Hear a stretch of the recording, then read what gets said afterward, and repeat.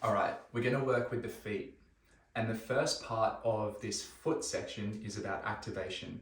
So this is about being able to spread your toes, segment your toes,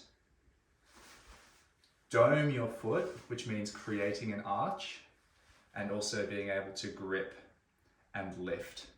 Okay? So spreading, segmenting, doming, gripping, and lifting. So for the first part, spreading, you want to feel your pinky toe coming out away from the midline of your foot, and same with your big toe. And this is going to happen from these inside foot muscles and also from these muscles here, okay? So just because we're dealing with the toes doesn't mean your whole foot's not going to be involved in pulling those toes out. So I want you to first spread your toes. And you can always help a little bit with your fingers to guide and assist them until you gain the strength and control to do it without your hands. Now from here, from spreading, we're going to go to segmenting. Segmenting means we're going to try to lift the big toe while pressing the other four down, keeping them spread. And I want you to see how far you can lift the big toe. I've actually had an injury in this one and it's really not moving very nicely.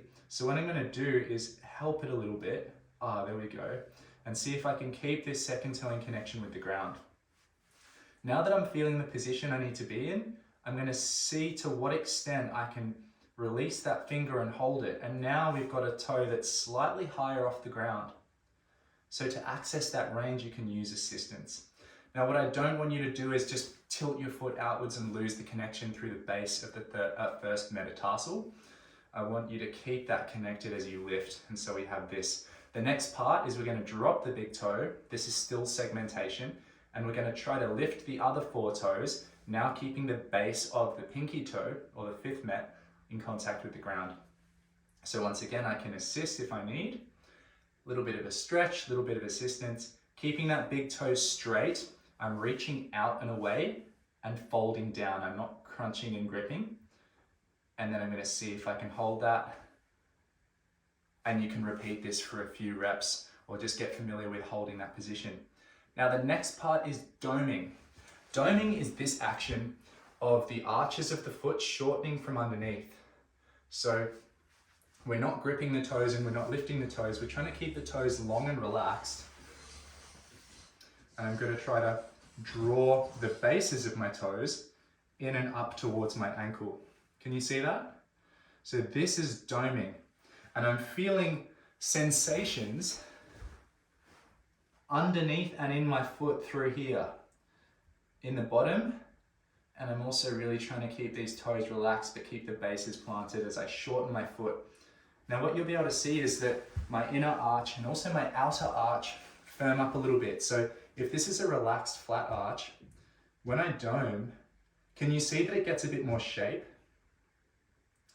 Everything's being drawn in through these lines, okay? The next part is gripping and lifting the toes, okay? So in certain contexts, it's going to be helpful to grip the floor. Let's say we're on sand, we're walking uphill on really soft grass or mud. It makes sense to use the foot like a claw. That's like traction, right? So gripping in. And what that tends to do, if we model it with the hands so you can see, is when we grip, get that dog hair out the way, these tissues are quite soft. And because they're soft, it's like that deflated tire that can really tack onto the ground. Okay, so although we're muscularly gripping and the tissues beneath are hard, the skin is soft. And when we lift our toes and we're using these muscles, we're stretching the tissues. They get very firm, trampoline-y, and they really stick to the hand and they don't tack on. So when we lift our toes, not only are we creating this trampoline kind of reflex where we can really set the foot up to be like a loaded spring when it pronates, makes us quite bouncy. It makes it easy to swivel because the skin's tight on the bottom and it has these defined pivot points. But when we drop down and grip the toes, we're more likely to stay put and the foot really wants to plant and anchor, which means that gripping the toes down isn't as good for rotation and it's not as good for trying to jump or create elastic reactive force through the foot. So knowing this, you can now navigate your terrain a little bit more deliberately based on whether you want to be springy, whether you want to run, whether you want to pivot or hold your ground. You'll know how to use your foot. Okay, the next aspect of using the feet is weight distribution. So we're going to be talking about the 5 metatarsal lines: balancing, pivoting, driving, and blocking, okay? So the 5 metatarsal lines are these lines: 1, 2, 3, 4, 5.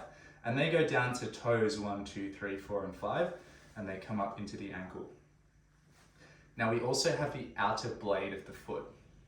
And the reason that we're going to focus on these 5 lines is because I want you to get really precise with where your attention is and how you're balancing over your foot. So if you're standing on one leg, for example, then you're probably going to want to set your weight up laterally around number 3, right? Because that's the middle of the foot. And that way, if you need to correct, you can press into this side or you can press into this side, but you're centered. Now, a lot of people unconsciously are shifting their weight inward or outward without realizing, okay? So we want to get really conscious of this. Now, the reason that we want to be conscious of this is because it can help you to both pivot and drive through your foot. So if I want to pivot my foot, but I roll in too far towards lines number 1, and you can see that then my foot is pronating, it's flattening, it's becoming less pointy into the ground. Then when I try to spin, it's a very anchored foot, and it's possible that if I keep rotating, it's kind of like I leave my foot behind and I just torque at the knee. And you can also see that if I were to spin like this without my toes being really lifted, they would get caught. So what makes more sense if we're going to pivot is to shift our weight forward, let the knee go beyond the toes. So we select a line, let's say we select number 3.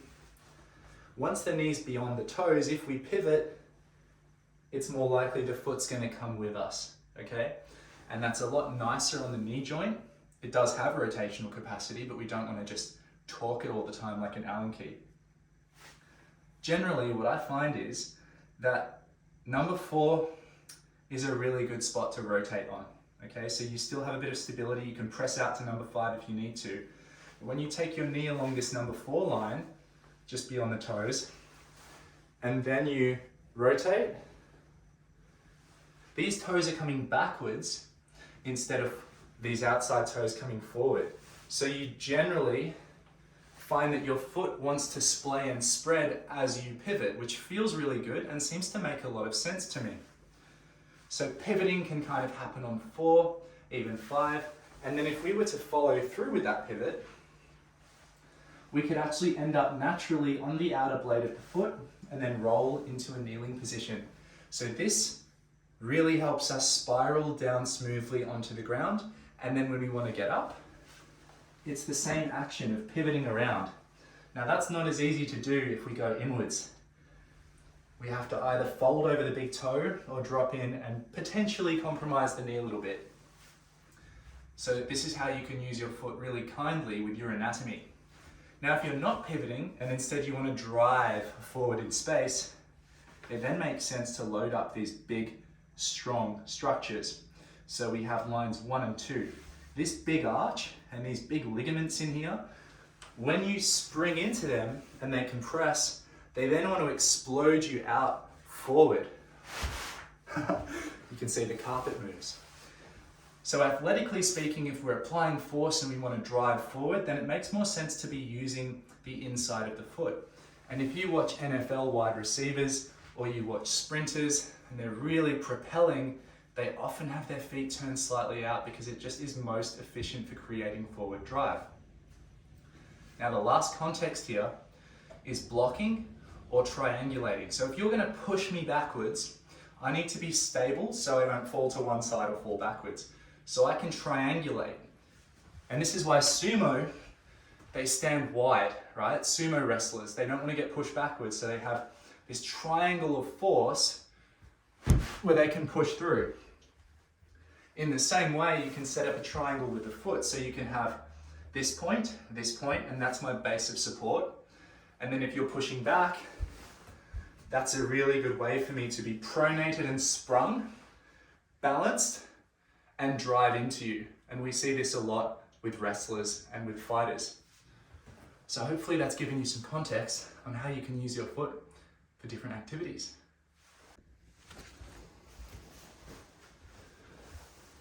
All right, so the third part of using the feet really well is actually mapping them, getting to know them, all right? So this is about developing ground fluency. It's about sensing the ground and having a conversation which is really articulate between your feet and whatever you're standing on. Now, when we don't have ground fluency, when we can't sense the feet very well because they've always been bound up and the sensory motor feedback has been dulled through years and years of tight shoes, or even like restriction in the ankle through taping, we lose our ability to communicate with the ground because we've just covered up that connection instead of actually feeling the necessary challenges and learning how to articulate our foot. So it's like just sweeping it under the rug instead of actually learning how the foot works. And that leads to upstream issues like knee injuries, hip injuries.